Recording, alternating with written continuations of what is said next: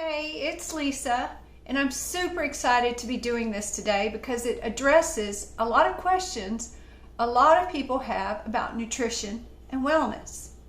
And it has to do with protein powder and whether you need to use it, and if you do decide to use it, how to choose the best one for you. Before I dive into the details, let me introduce myself. If you don't already know me, I'm Lisa Wright from Your Personal Best Training Studio, where my team and I help men and women over the age of 50 feel better, move better, and age actively, able to do all the things they love doing now and for the next 10, 20, and 30 plus years. Okay, so now let's talk about protein powder. First of all, what is protein powder? They are powdered forms of protein that come from eggs, milk, or plants like hemp, soy, rice, peas, and a long list of other alternatives. And depending on the brand, they also contain other ingredients from vitamins and minerals, flavorings, sugar or artificial sweeteners, thickeners, and more. The amount of protein they contain also can vary from 10 to 30 grams a scoop. You can stir the powder into a glass of water or your favorite milk, use it in smoothies, recipes, or stir it into other foods like oatmeal. This means protein powders can be really helpful to someone who wants to boost the amount of protein they eat, but don't want to eat a lot of protein-rich foods. Protein powders are also great if you're busy and you need a quick meal replacement. They also can be an option for an easy post-workout snack. But the question is, do you need protein powder? Controversial answer alert.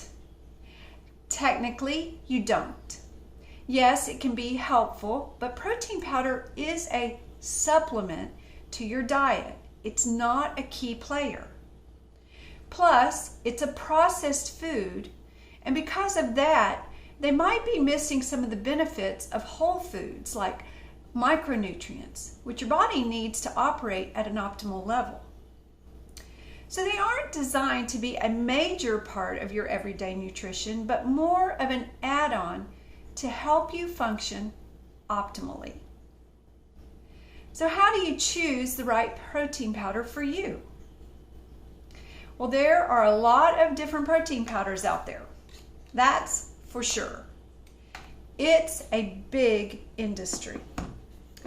And if we explored the benefits of each and every kind of protein, I'd easily be talking to you for hours.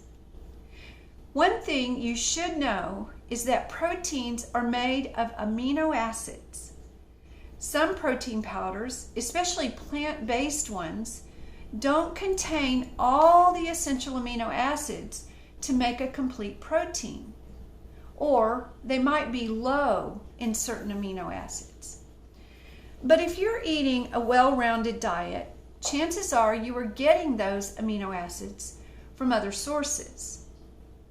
So let me help you break it down, and let's talk about the specific kinds of protein used in protein powders.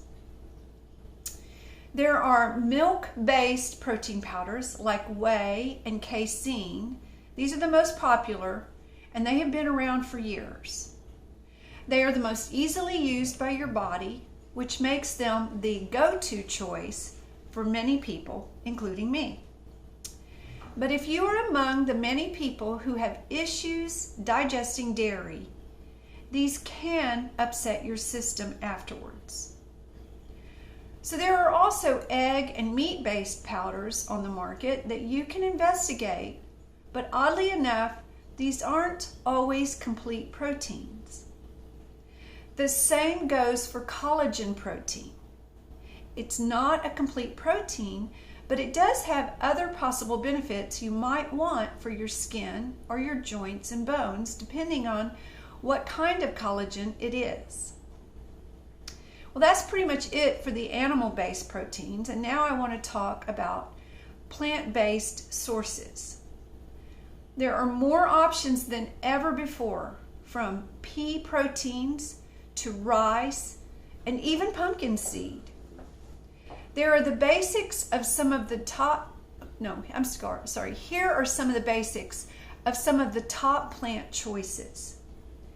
Pea protein is a relative newcomer to the protein market. It has the bonus benefit of being a great source of iron, even better than whey protein. And then there's hemp protein. It's easy for your body to digest and use, and it also contains a good amount of omega-3 fatty acids and fiber. And brown rice has become a popular choice. It's also a good source of fiber and other micronutrients. The very, very best thing you can do is read the label of your protein powders, look at the sugar content, the list of ingredients, the calorie load, and whether there are any added benefits you're looking for, like maybe you're looking for fiber or maybe probiotics. And then give it a try. If you're a picky eater, you can ask the store clerk what happens if you hate the taste of the product. I know we guarantee ours, and we will give you a refund, no questions asked. But some of the bigger chains have a great return policy also, and the smaller ones not so much. Also, many times you can buy up samples of the protein before buying a whole bottle of it. I hope this rundown has helped give you more info about choosing the right protein powder for your needs. If you're ready to take the next step in your health and fitness goals, consider joining our Little Black Dress Challenge for the over 50 crowd. It's coming up soon. And if you'll check out the description of this video, I'll put the link for more information to our challenge. Thank you so much for watching, and I'll be back again real soon.